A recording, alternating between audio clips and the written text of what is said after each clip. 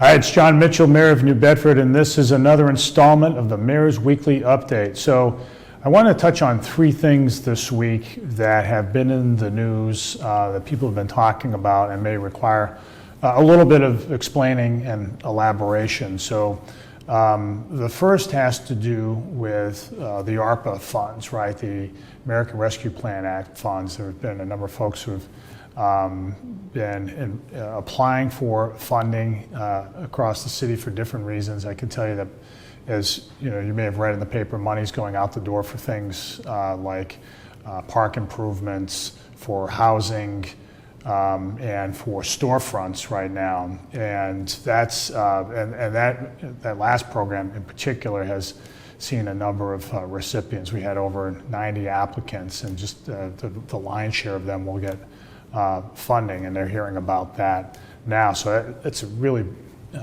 terrific program. We're giving people essentially 80% of the cost to redo the facades of their storefronts. So we're going to see storefronts from the Avenue to the South End to the downtown and elsewhere getting really good facelifts. There are some other grant programs as well using ARPA funds. One of them has been a program to rehabilitate vacant lots and vacant buildings. A number of folks wanted to see the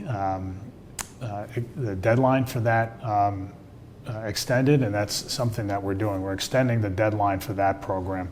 And by the way, that program is really intended to kickstart major vacant building sites or sites that are even without a building, just plain open land, in order to kickstart investment in building and job creation. So that we've doubled the length of that deadline. So that just came out just yesterday. So the folks who need more time to round up investment to match the ARPA funds that we're providing will have that opportunity. The idea there is this: we want to use this much of the ARPA funds, the federal funds that we're getting, in the hopes that we'll get still more from the private sector so that our money goes further. And so we think that we're going to get some really good projects out of that effort. The second thing I wanted to talk about today concerns the tire recycling facilities around the city. We have three major ones, and they're in densely populated neighborhoods, and I've long been concerned about their effects on the neighborhood, both in terms of the air quality, as well as the truck traffic, as well as just the dirtiness of the sites themselves.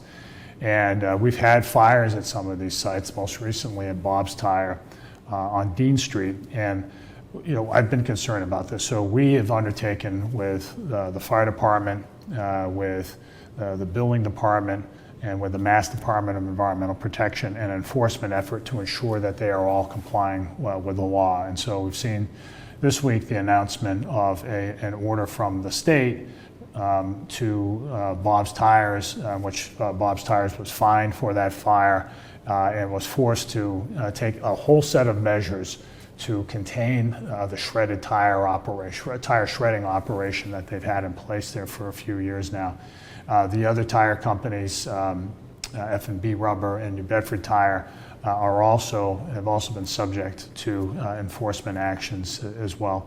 And look, we don't want to hammer some local business just for the sake of it. But we want good corporate actors in the city, and if they're not doing right by the neighborhoods, then we're going to make them do that, and that's what we've done in the case of these recyclers. So we're going to keep an eye on that so that our neighborhoods can remain safe.